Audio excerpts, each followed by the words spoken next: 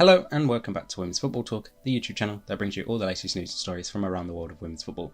So the final international break of 2023 is here, but we are not going to look at that. We are going to look back at the weekend that was in the WSL. An emphatic weekend, goals galore right across the board this weekend in the WSL, and it has left the table in a very interesting place heading into this international break.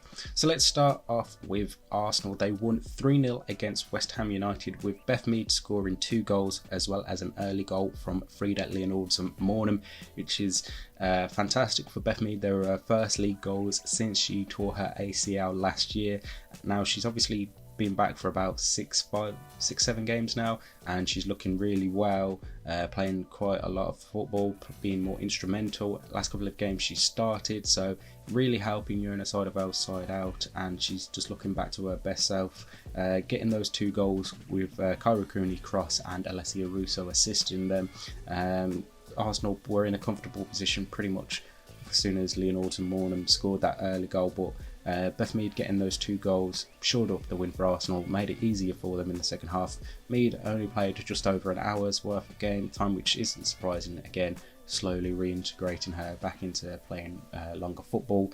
Probably wouldn't be until next year that you see Beth playing full 90 minutes football. But yeah, convincing 3-0 win for Arsenal. Disappointing day at the office for Rianne Skinner's West Ham United, just absolutely dominated all over the pitch, and I think Arsenal were very happy to get that win, heading into the international break into second place after wins elsewhere this past weekend.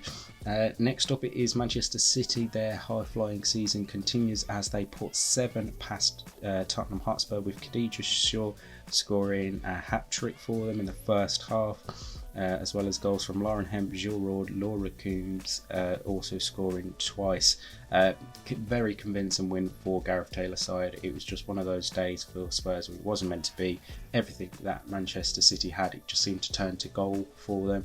And yeah, convincing 7-0 victory, absolutely fantastic. I mean, Bonnie Shaw, what a performance that was from her, getting a hat-trick as well. Absolutely flying. And then, the rest of the game, it was just, once that third one had gone in, it was just like, how many more will Man City score? Because it wasn't a question of if they could score more, it was when are they going to score more. It was such an emphatic win for them, and obviously Robert Wilhelm's side will be very disappointing, wanting to fix this back up straight after the international break and get back to winning ways. But yeah, a disappointing day at the office for them. And for Manchester City, keep the pressure on Arsenal and Chelsea for the top couple of spaces in the WSL. Speaking of Chelsea, again another 7 goals in their game, but they beat Leicester City by 5 goals to 2.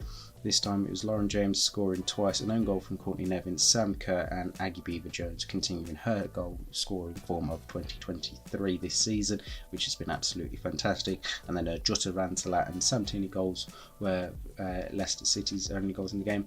They did have a bit of hope when they went into it 3-2 down at half time. You think, okay, maybe they could try and pull something back, but then again, second half teams showed up against them, and Chelsea, the dominance and class just showed. Lauren James getting a goal just over 10 minutes into the second half made it such harder for Leicester to try and get anything back, being 4-2 down at that point. And then Aggie Beaver-Jones scoring in the 88th minute, continuing her fine form. I think that's now 5-5 for her. So absolutely fantastic win there for Chelsea, keeping them on top of the WSL table. Next up, we have Manchester United. They managed to beat Bristol City by 2-0. 2 quick goals in the second half from Hinata Miyazawa and Nikita Paris was enough for Mark Skinner's side to pick up the victory after obviously losing the Manchester derby last week. Big win for them. They needed it, and I think there was times during that game you're like, there was nothing going good for them. They were getting lots of possession, lots of chances, but Olivia Clark was doing really well in the Bristol City goal, but they managed to find that second gear in the second half, and they managed to get the goals to give them the win and keep them right on the outskirts of the top 3, 1 point behind Manchester City. Elsewhere, Liverpool beat Brighton and Hove Albion by 4-0. Shanice van der Sande, Gemma Barnack, Kerry Holland and Sophie Roman Haug with the goals. A fantastic victory for Matt Beard's sides, absolutely dominant from the get-go, and Melissa Phillips' side were really poor all afternoon, and it just made it too easy for Liverpool to get everything that they wanted. And yeah, absolutely fantastic win for them there. And then finally, Aston Villa versus Everton. It finished 2-1 to Everton. An own goal from Anna Patton and then a Natalie Bjorn penalty was enough for the Toffees. Rachel Daly did pull one back though after Anna Patton's own goal with a minute in between the two goals. However, Carla Ward's side ended up losing the game and see themselves slip down into 10th place. So looking at the table heading into this international break, we have Chelsea top with 22 points, Arsenal in second 19, Manchester City, Manchester United, Liverpool, Tottenham, Leicester, Everton, Brighton, Aston Villa, West Ham and then Bristol City at the foot of the table heading into this international break. The WSL will be back on the 9th and 10th of December. Some fantastic games to look forward to, and we'll obviously preview them closer to the time. There was obviously a bit of news regarding the England squad over the past few days that Millie Bright will not be attending this camp for their games against Scotland and the Netherlands due to a knee injury. So she will not be taking place, and she has been replaced by Millie Turner of Manchester United. So congratulations to Millie Turner in that sense. And a bit of World Cup 2027 news. Now obviously we don't know the hosts as of yet, but South Africa, who had placed a bid to host it, have decided to pull out of it. So that now leaves 3 bids, and that is a joint bid from Belgium, Germany and the Netherlands, a sole bid by Brazil, and then a joint United States and Mexico bid. So it remains to be seen obviously how that goes, but it'll be in a couple of months time in 2024 when we'll find out who has been successful in hosting the next FIFA Women's World Cup.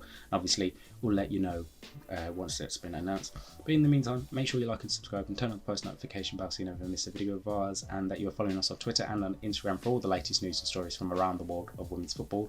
If you want to read our articles, check out womensfootballtalk.substack.com. We have articles up there a few times during the week, and we'll also have a podcast where we look deeper back at the weekend's results in the WSL. That'll be out with you either Tuesday or Wednesday. Just search for Women's Football Talk on any podcast site. In the meantime, we'll see you soon.